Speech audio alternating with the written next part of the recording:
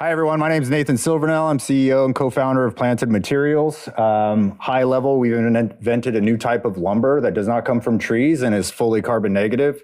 The idea here is that we are inventing not only a material, not only a process, but a new business for the lumber industry in order to move human civilization from living parasitically with the environment to symbiotically.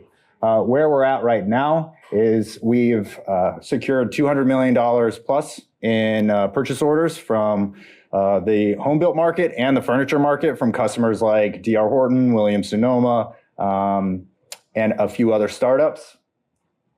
Right now we're focused on residential home building, but the furniture market is actually growing really heavily, especially in the sustainable building material market.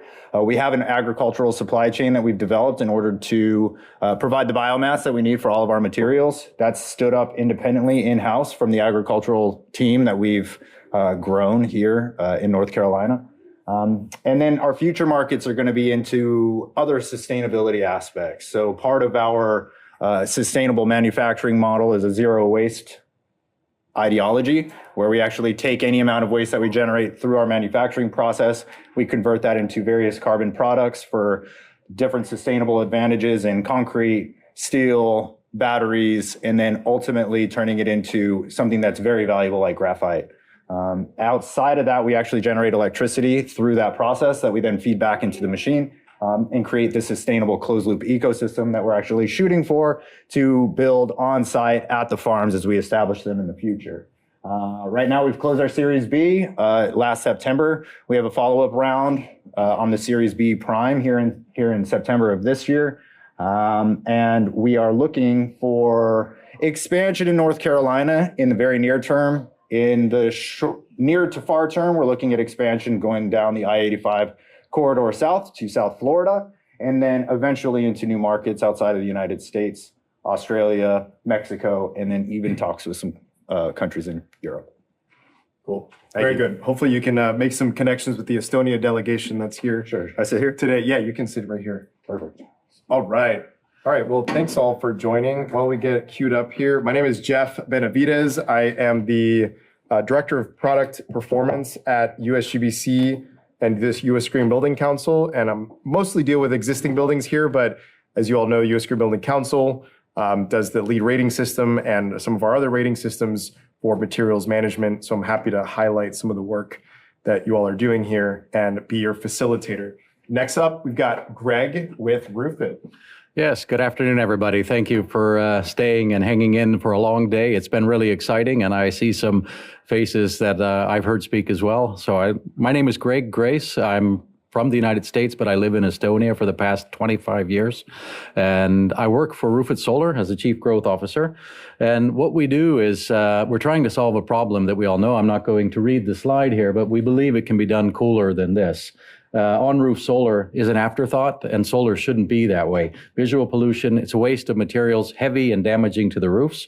So our Roofit solar solution is a 2-in-1 invisible solar roof. So the panel that you see on the right, there's a small sample here in front of me, is actually what we're manufacturing. We laminate the glass solution on it. It's not flex solar. Laminating the glass on the metal standing seam roof. It's a Nordic most popular roof, and so it's a Nordic design where we harness the power of the sun and the strength of the steel into this ideal integrated solution.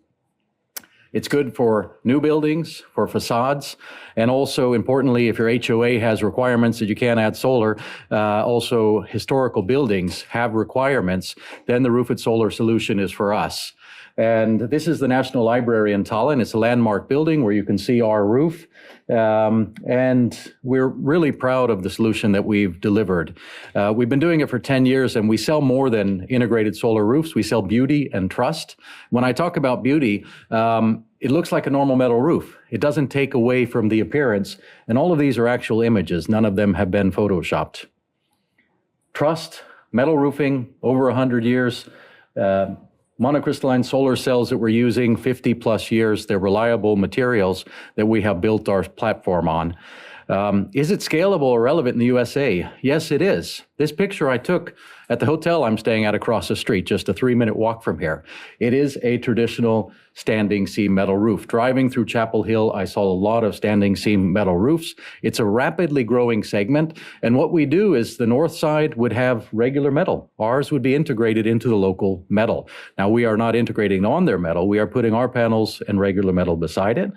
And here we have 2 roofs, one in Virginia that is about 2 hours from here. I'm going to visit tomorrow, and one in Maryland I'm visiting on Friday. We have more than 10 roofs in the United States. We are just getting started here. We are a global force in solar roofing. We've again done this for 10 years. We've really started to expand 5 years ago. We're in 30 countries with more than 3,000 roofs. USA is our country number 30. Thank you very much. Cool. Thank you, Greg.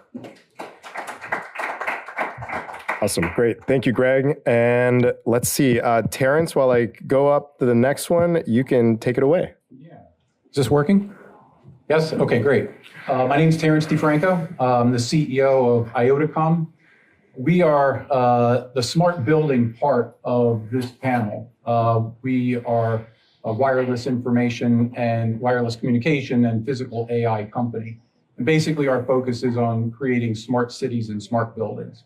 The foundation of our business is, and what makes us very unique, is that we are, part of our business is a wireless communication company, and our long-term vision is to create the next nationwide wireless carrier. The difference is that we're not going to be connecting phones and people, but rather sensors and things. And so it's a network specifically dedicated to the Internet of Things. So smart buildings and smart cities are really where our strengths are. What makes us unique is this nationwide portfolio of FCC licensed radio spectrum that we own. I like to refer to it by its historical use. If anyone is familiar with the push-to-talk feature on the Nextel phone where you could use it as a walkie-talkie. So that 800 megahertz radio spectrum is what we own today. So we're the single largest beneficiary of a redistribution of that spectrum after Nextel was purchased by Sprint. And so that forms the foundation of a network that we're building. The next piece to it, though, is the smart building application. And so that's where we have an AI platform where we install sensors across buildings and basically are able to gather data that's very critical across energy management, health and safety, and sustainability. So we're kind of that invisible physical layer that exists in these buildings, and a great complement to what my colleagues here on the panel are discussing. I'll be coming at the panel discussion really from that perspective, and hopefully you enjoy our discussion. Thank you. Awesome. Thank you, Terrence. And hopefully this works. Over a final introduction. Do you want to speak first, Raigo, or do you want me to show I would say a couple of words. Sure. So hello, everyone. My name is Raigo Koidumae. I'm from Estonia, from my company called Primostar Group. And I'm head of business development in Primostar. The problem is that construction is one of the largest CO2 emitters in the world. And actually, my current underground concrete waterproofing solutions are prone to water leakages. They're not good solutions, and that's the big problem we are solving by developing better solutions. So Primostar has developed a solution called white tank solution, which is basically combined crystalline admixture that is mixed into concrete plant and crack-inducing profiles that are installed inside the concrete structures on site. So for you to better understand everything, we have a video prepared for you. I don't know the sound. I don't think the sound is working. Oh, yeah, it is. It is.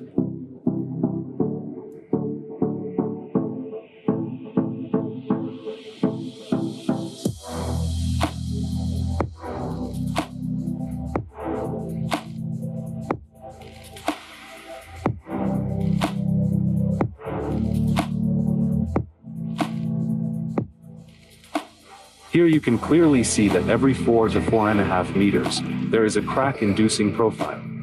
And exactly at the crack-inducing profile location, there's a planned crack. So we control shrinkage cracks in the concrete and create the cracks exactly where we want them. And at the same time, they are immediately watertight.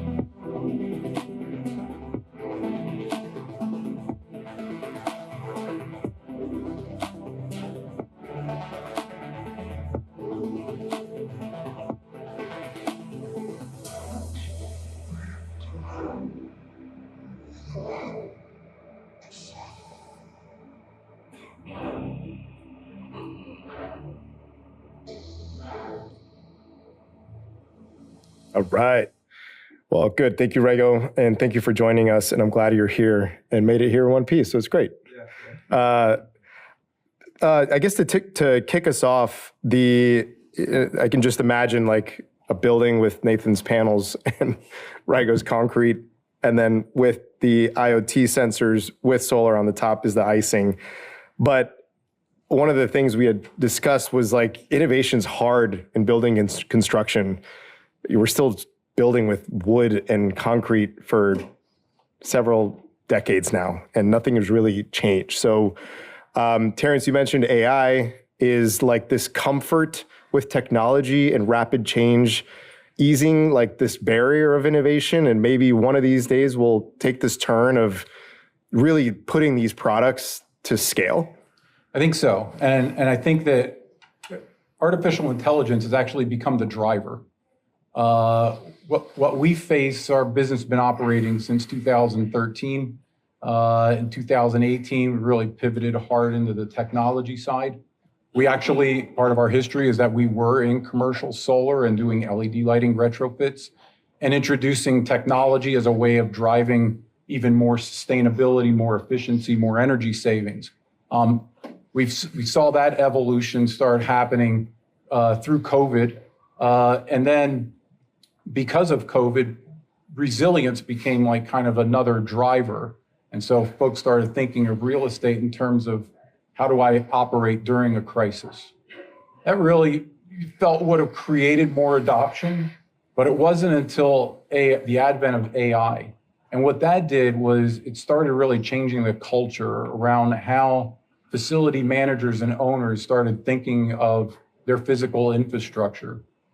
If you're going to keep up with your competition, you've got to start adopting AI. And so I usually talk about the impediments being cost, and this is related more to technology, cost, complexity, and culture, the 3 C's. And cost and complexity are always going to be there. Culture of an organization and how it adopts technology, and that's really where they buy in and say, hey, there's a paradigm shift that's happening, we want to adopt it. What AI has done is it's really forced a bending of that culture curve, where things have been planned out over long periods of time of when they would start adopting new technologies. Well, now there's a rush to do it. And the rush is because your competition's doing it. So if you're not doing it, you're going to immediately be falling behind. And what it's done is it's really created this exponential growth in the value of getting data. And so now all of the decisions that are made around how to build, what to build, space utilization, for example, reprovisioning buildings, all of that is now becoming more data-driven decisioning as opposed to just simply time-based decisioning. And so we think that AI is both fundamentally changing how they operate, but it's also become the driver for that adoption. Nathan, I'm curious on your kind of feedback on this, because it's like, how do we make this shift and pivot? You guys' product is like a great example of like what the specifiers and sustainability community want to see in products that are like end to end. But how do we, do you feel like we're making this turn with actually adopting these things in normal and getting away from just sticks and bricks? I mean, not really, no. I think we just have better sticks and we make sticks more sustainably. I think, when you think about the problem we're trying to solve, and you said it really elegantly in the sense that construction is like the highest emission of greenhouse gases of any of the industries. You've got steel, concrete leading the way, and lumber's pretty close behind. And when you look at the innovation space, it's really not there. Most of the solutions that are coming out really have nothing to do with actually solving the problem. It's more like sweeping the problem under the rug, almost literally, where you have, direct carbon capture and other types of solutions like that really don't play in the space well. Ultimately, what we've decided to do is say humans don't want to change, right? They want to keep building the way that they build, but let's give them a solution that allows them to continue to do that in a way that's extremely beneficial for the planet. It took a long time to come to what that actually means, but I think at the end of the day, we specifically based ourselves on the kind of innovation of lack of innovating, where we specifically didn't want to change anything. What we actually innovated was the material itself and how to create it, and the source that you ultimately get it from. Anybody else? Raigo, Greg, on this one? If we look at on-roof solar, then AI, it's really important. In Estonia, there were incentives. If you install solar, you could sell it back to the grid at a higher price. And they cut those when you have politicians coming in and changing. And what happened was the flex system during the day when the peak sun was out, you would have to pay to sell solar back to the grid. And so AI is now driving those solutions. Without a smart energy management system, you wouldn't be able to you wouldn't be able to manage your roof, try to figure out when you switch it on or off. But it goes steps further. There are companies in Scandinavia where they're setting up a system that all the neighbors come home, turn on their saunas, which is quite popular in Finland, and they would switch off the water pumps, or it would turn off some other system so you don't have peaks in the grid, and charge your electric vehicles at 4 a.m. when everybody's sleeping and you're not having any demand. So it is all driven by AI, and it's here today. It's being built into inverters, and it just keeps advancing.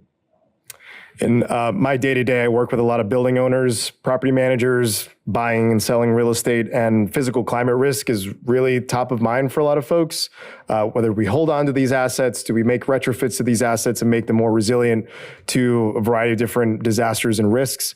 Raigo, I'm curious, what are some practical examples for y'all's product, and how do you mitigate some of that resilience or the risks that that are in the local area?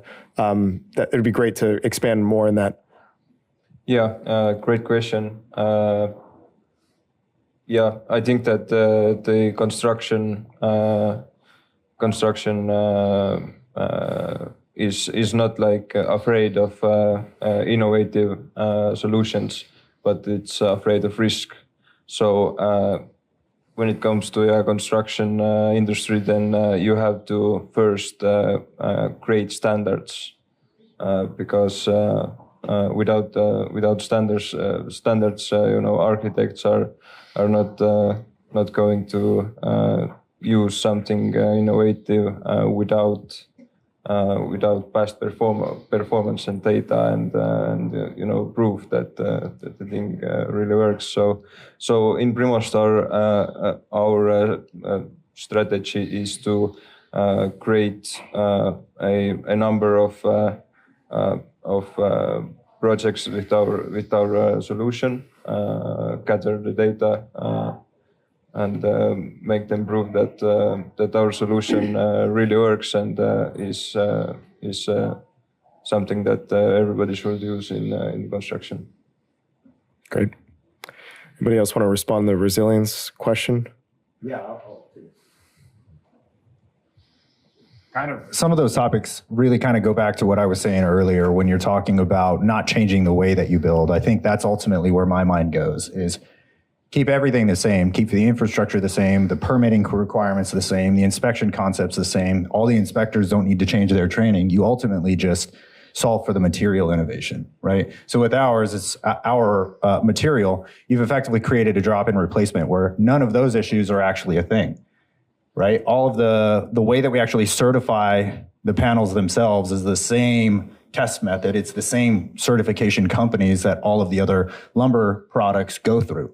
And so we basically show we match that. We can drop this in. It nails the same, screws the same, it looks the same, but ultimately it gives you a huge amount of advantage. So it's a way of approaching that level of change without having to change everything else along the way. Apart from not using trees, that is kind of hard, but we'll get there. Greg, I'm curious too, for you, like, especially, looking at this application, I grew up in Florida. These applications are tough in Florida just because it gets so hot on the roof. And while we have standing seam everywhere, because it's a good roof material for Florida, but I'm curious, like, how are you adapting to that need from a disaster standpoint? Yeah, no, I mean, if we look at Florida, then you have also the Miami-Dade and the high winds. We do have a batten system. You don't put it straight on the direct to deck. So you have to have a ventilation of 2 inches underneath. But we did the tests in Florida, and we reached a hurricane class 4 rating, which is higher than the competition. And if we look at it, then we also have HW4 for hail, which means a golf ball size hailstone can hit the roof. And we had a hailstorm hit an area where we had a roof, and we called the homeowner and said, hey, we wanted to ask, how did the roof perform? And they weren't home, so we called the store across the street. And it's a testimony. The lady answered the phone, and she said, I'm looking out the window. I'm sorry, sir, you have the wrong number. There's no solar on top of that roof. But what was interesting is that the glass solution that we have, it actually protects the metal even that much more. Also interesting is if you look at Tesla or some of the other solutions in California, you need the Class A fire rating. Our solution, without any fireproof underlayment, just the material itself, received a Class A rating. So it is a very durable and resilient solution. And this is important. Obviously, we pass all of the tests that are required to enter the United States. And in Europe, they use the same IEC testing in the US as in Europe. But the quality, it just reassures because adoption is otherwise scary, something new. So good.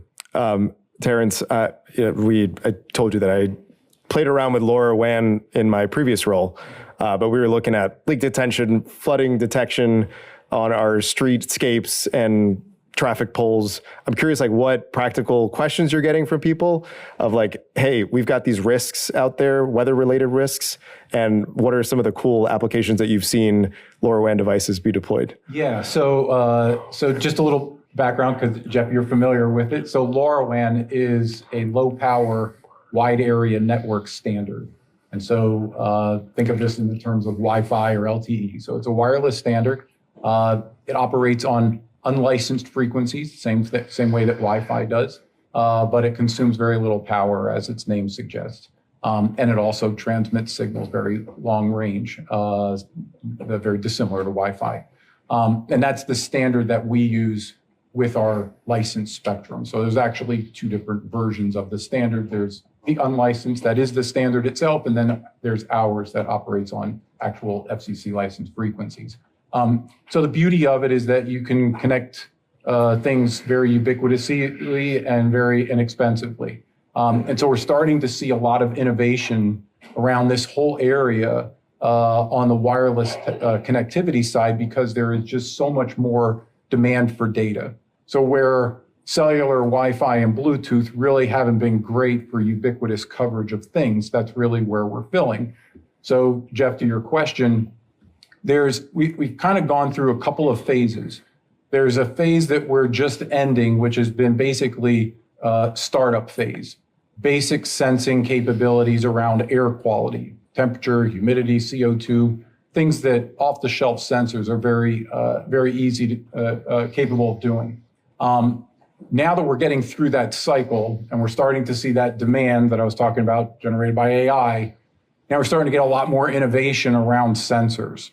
And so now I think really one of the most groundbreaking is around both physical assets like we're talking about, but then marrying that to the human factor. And so this starts bringing in wearables.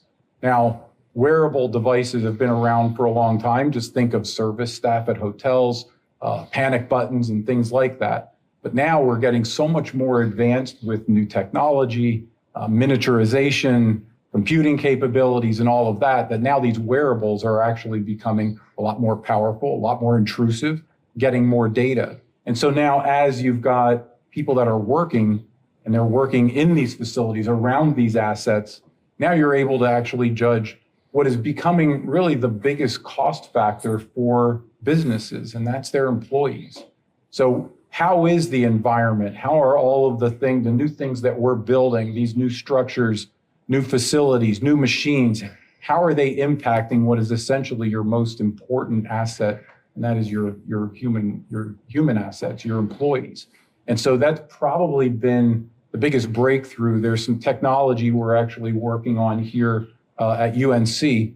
A professor in the applied physics department has created a new wearable. And when we first met, he approached me and said, listen, I need some ideas from an entrepreneur to help me get this technology off the ground. And I'm like, okay, that's awesome. Tell me about this. And so he starts telling me about it. And I said, how are you planning on connecting these things? And he said, oh, well, they have Bluetooth in them and they connect through the phone. I'm like, okay, well, what if somebody doesn't have a phone? Or what if they don't have connectivity?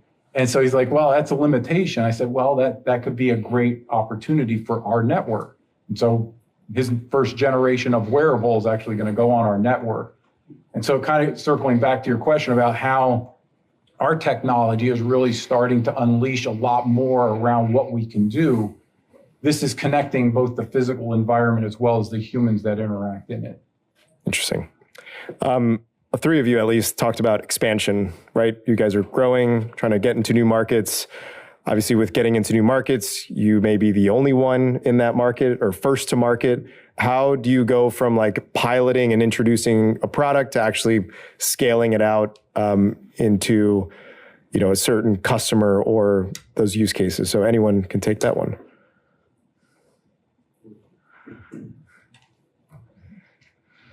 I can't speak for, software side. I think software approach and hardware approach are probably very, very different things. But on the hardware side, so I come from SpaceX. My background is in spacecraft manufacturing, rocket manufacturing. And, we kind of apply a similar principle where you have, your prototyping phase, keeping it small, keeping it cheap. You're really just answering questions, gathering the data that you need in order to inform, decisions down the line or what the hardware should actually look like. Or in our case, is it even possible, right? Is it possible to do in the carbon sequestration that we're looking for, the financial side, and then ultimately getting material strength. And so the way that we actually approached it is we started very, very small on the prototype side, where we created basically 8.5-inch by 11-inch samples of the material, went through testing campaigns that mimicked what they do in the industry so that we could further educate ourselves because we had no idea what we were doing. We came from a very different world.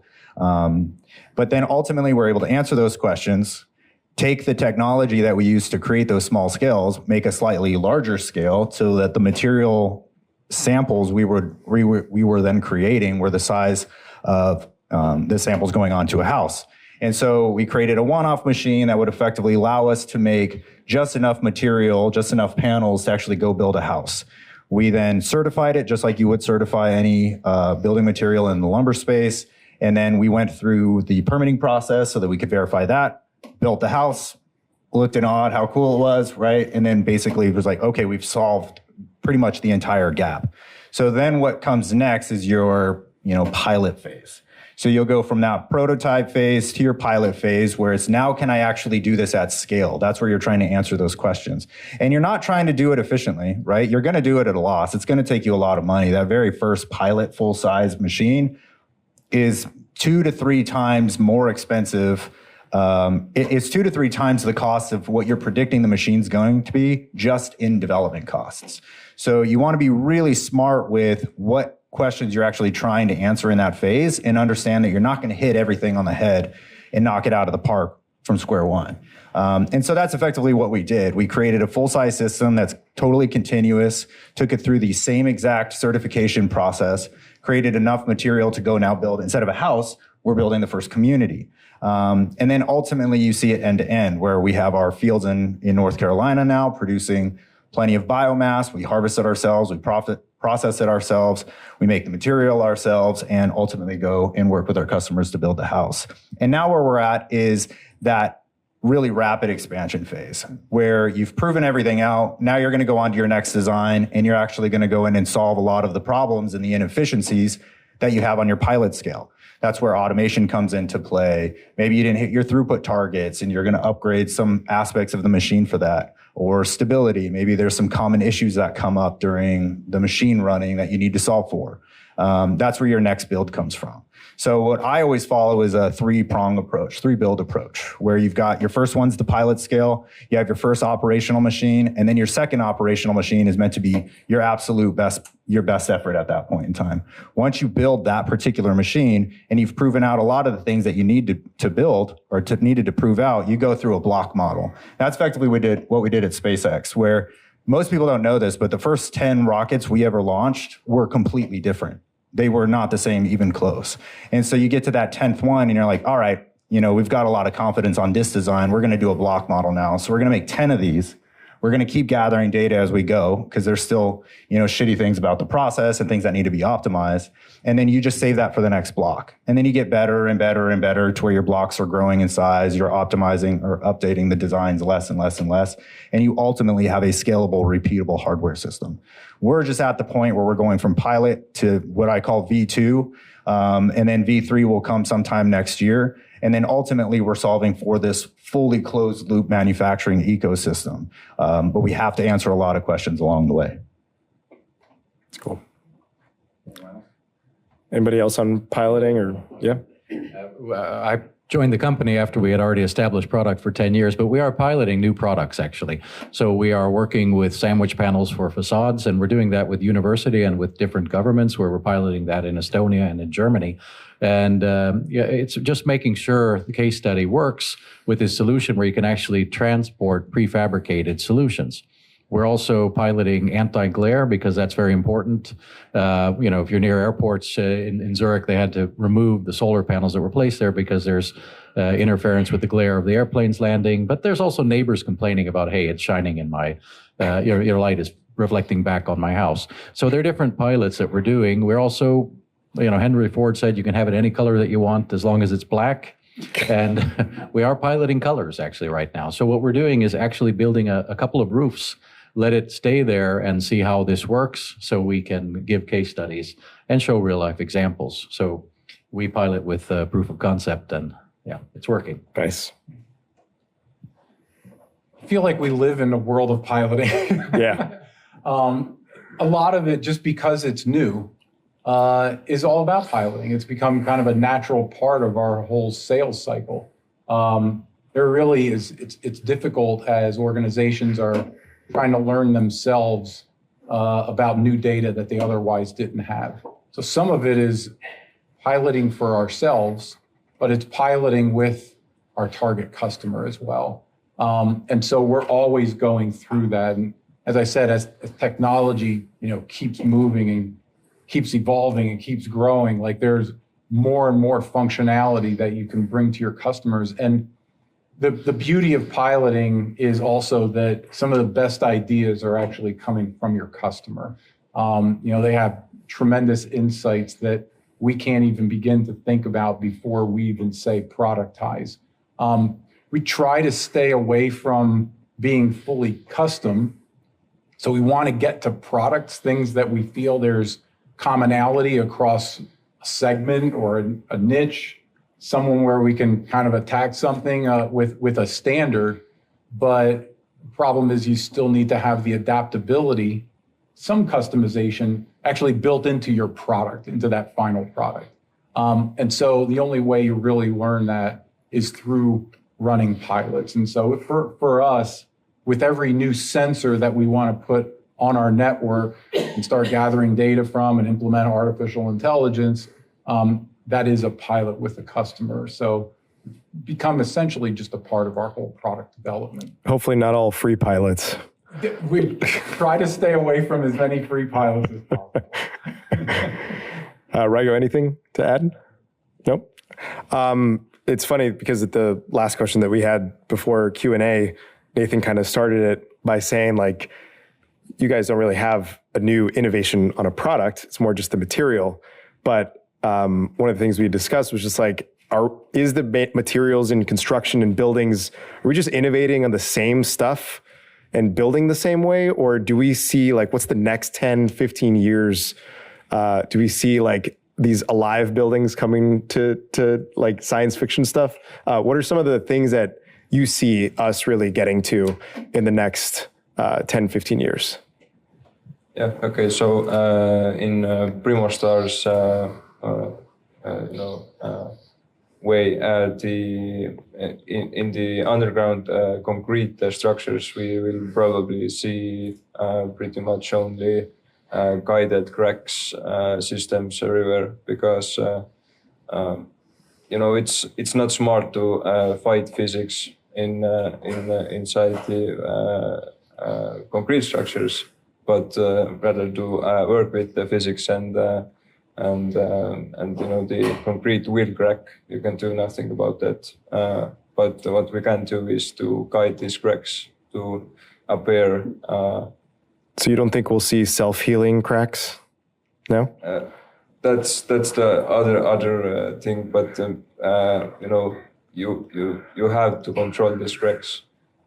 Uncontrolled cracks are prone to water leakages, even if you're trying to add some additives that makes the cracks self-healing. Yeah, so you basically have to have both of these solutions combined. Anybody else? Yeah, I can say something small. Going on the SpaceX, that obviously, we can have sun on demand in the evening. Now we're hearing about this, and I don't know if it's going to be a reality in the future, but moon solar or sun on demand, so you can actually have your solar panels working at night, might be in the future. It's not something we're developing, but it's, obviously I already mentioned the anti-glare and the colors, and this is the direction that we're going. But innovation is still there. So it's maybe curved solars, different panels. We're working on those. Do you see us staying with monocrystalline or kind of evolving to the next, whatever happened with the pyrosite and nothing? Yeah, no, I mean, we're going to be careful that we prove a concept that's actually working. We've seen some of our competitors trying different solutions, and, you want it to last more than 3 years or 2 years, the roofing solution that you put on there, the flex films and different solutions that are available today. But there are some that we have our eyes on. It's continuing to develop. We move from PERC to TOPCon, and efficiency is what everyone is hunting. And also how you can drive the price down, because we want to make the planet cooler, but we can't do it if it's not affordable. And so working on how we can make it more affordable and accessible, I think that's going to be a key driver into our development. Yeah, I'll comment on the kind of shift in innovation, right? When you're looking at, I'll reframe it and say, you've got the material side and you've got the process side, right? And when we look at anything, hardware, any type of hardware, you have basically a development curve where in the very beginning phases of that hardware being developed, you have a lot of room for improvement. There's huge improvement aspects that you'll be able to implement very early on to see huge gains. But as you go along that curve, you'll actually start to notice that those level of improvements and that opportunity really starts to minimize. And so that's why we've been building houses the same way for the last century effectively. And there's not a whole lot of improvement to make on the process. And you start to see companies come out now where it's like 3D printing housing came to this, forefront. Everyone was really excited about it. But ultimately, it was this really innovative way to build a house that really just didn't land, right? And why didn't it land? Because we've been doing it the same way. People take a house and it has personal feeling to them. They grew up in a specific style. They tend more to that style. And so when you look at the types of innovations we'll see in the future, I actually don't think that it'll change too much, not from the structure and process orientation. It'll change from the material side, both on, innovations on how we actually create the material, where we get the material in the first place, and then ultimately maybe different types of additives that you'll see along the way. But when you think about AI and you think about how different types of like sensor integration and whatnot is going to play into that fold, that's where you're really opening up a whole new spectrum. So it's not necessarily on the building side, it's not on the material side, it's how do you utilize that building? What are the advantages that you can get? And right now we're at the very beginning of that curve. So there's a huge amount of innovation opportunity in that space. So I think ultimately as we move down that path, you'll start to see a huge amount of innovation in how we utilize the homes and less on how we build it. That's good. I think we have some time for Q&A before we end. You all have some questions? Yep, in the back. First off, you guys have really cool products. I know you were talking about how hard it is to get people to start using through the marketing or through the engineering for like these building performance standards or these buildings throughout the world, you guys adapt your product for those things? Yeah, so just I have to reiterate the question for the recording. So how do you position and market y'all's products with evolving building regulations, LEED standards, certification standards, some of those? Yeah, I'll start there. One great question. So twofold. One, we really approach it, like I was saying, by just not changing anything. Really, the only thing that's going to change is improvements. So if we take our 4x8 by 7/16 OSB panel, we have a certified panel that basically says this equals this. It's a drop-in replacement for loblolly or yellow pine variant. However, in reality, it has 1.5 times stronger axis in both axes, which is unique. It has extreme moisture resistance, extreme fire resistance, larger MOE, so higher rigidity. But we don't claim any of that. We're not trying to get the customers to pay for that. We're trying to really rapidly increase the volume of our orders and the adaptability of it, so we keep everything as simple as we possibly can. And then when you think about the second part of that, when we're going to lead innovation, I'll give you a really great example. I have a relationship with a very well-known company that basically builds all of the fasteners that go into your house. And what's really interesting, by innovating on the material side and increasing the strength properties of the material during negative pressure events, like in Florida when you have a hurricane, or somewhere in like Kentucky where you have a tornado, right? You have a huge amount of negative pressure that's going to rip your roof off. Now, in timber-based applications, it actually removes, the nails stay in place and the wood rips out. So you have a big piece of wood flying off and a bunch of nails stuck in the frame. Whereas ours is so strong that it rips the nails out of the frame. So there's another opportunity where I can go to this company and say, hey, why don't you develop a fastener that we use with our product specifically that gives you an innovative roofing system that can now drive up the structural integrity of a lot of the homes in some of these areas where, hurricanes are frequent. And then that kind of gives you an opportunity to not just innovate outside of the material space. Now you're innovating maybe on the process where you're bringing materials down, number of fasteners down, number of supporting structures down, but ultimately increasing the resistance of those negative pressure events, if that makes sense. Anybody else on that? Yeah. But that was a great answer, by the way. But I'm gonna add a little bit from our perspective and be very direct to answer your question. There's compliance and regulation. Those are certainly drivers that we can market around. We gather data, right? So using data to prove that you're in compliance. So just think about doing cold storage monitoring for pharmaceutical products, any perishable. Okay, so there's obviously compliance around that for safety. That is definitely a driver. But the biggest driver on adoption is around the business proposition and the value proposition. So trying to align the two. Are we selling to help keep a business in compliance with regulation? You're going to be measured based upon what's the penalty if I violate the regulation. On the other hand, you're trying to align it around it just being good for business. So use the same analogy. God forbid somebody takes a pharmaceutical and dies from it. That's a lot stiffer penalty for that organization than it is falling out of regulation, right? So it's really trying to look at the context of standards and compliance in terms of the business and why it's even there. So from a marketing standpoint, really try to focus on the problem and use the compliance kind of as a guide for why it's so important. That's great. Raigo, anything else to add on that one? Any other questions for the panel? I do have a question. Right before this, I was doing a real estate management with a bunch of operators, consultants, and a very different conversation. We sometimes get stuck in specification world of like, is that the right carpet square? Is it optimized for carbon? Is it have this type of thread? What's the off gas? It's like in the sustainability decarbonization world, like the carpet tiles are honestly the last thing we're concerned with because we have to decarbonize a gas-fired facility into an electrified facility that's higher carbon return on investment when we're looking at these big capital projects. So I'm just curious of y'all's feedback on buyers and customers out there of like how they're prioritizing some of their carbon focused purchases or climate focused purchases, and kind of staying focused without trying to get too far into the weeds of the carpet tile example. Yeah, no, in Europe, solar is mandatory for new buildings that are commercial government from beginning of next year. So they already have to be designed in.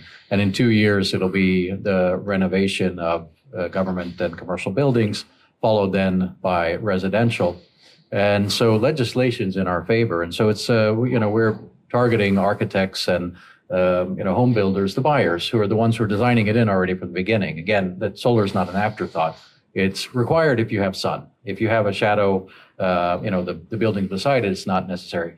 California's had that in place since 2019, I believe, but there are ways to get around it, but that's for single family homes. But the buyers they have a choice. And to go back on the previous question about marketing, everybody's beautiful and reliable, and certification in our industry is hygienic. You have to have it to sell. So it's about getting out there and going that extra mile, having that extra wind test, giving that information. What are your USPs to get the buyers to make that decision that you're the right choice? Mm-hmm. So hopefully we're here in the U.S. at the right time, as it's going to become. It's not going to be an option. Solar is a part of the roof in the future. Yeah, I'll add to that. I thought that was a great answer. Kind of secondary, actually. I was going to say Europe. When I think about that problem, you can't leave it to the consumer. You can't say, hey, you have to go choose what you want, but by the way, you should also choose carbon negativity, right? It's up to the administration and the government to regulate which products can be sold in order to meet those requirements. I think France does a really great job of this, where you've got, at least in the built environment, a consortium that goes through vets companies, and ultimately, passes or fails on the climate aspect of what they're producing. And then the citizens within that country can then go select from a list of vetted products and providers. Here, it isn't like that at all. Obviously, the solar industry is a good example of maybe the way that we should go. And I actually have spoken to state officials about this very idea, where, like, take my panels, for example, coming up with a program that the government actually subsidizes the build of that particular house because it uses this particular material. Right? And then you're going to have insurance gains and all that stuff on top of it for the strength aspects of it and the build quality and whatnot. But ultimately, it shouldn't be, hey, consumer, please make the right decision. It's, hey, don't even worry about this. No matter what decision you make, it's going to work because we've already vetted all that and we've properly and sufficiently incentivized those companies. Mm-hmm. Anybody else? Good. All right. Well, time check. We are overtime, actually. So thanks all for being here. I appreciate you sticking it out to the end, and we'll be sticking around if you have any other questions. But thanks to the panel.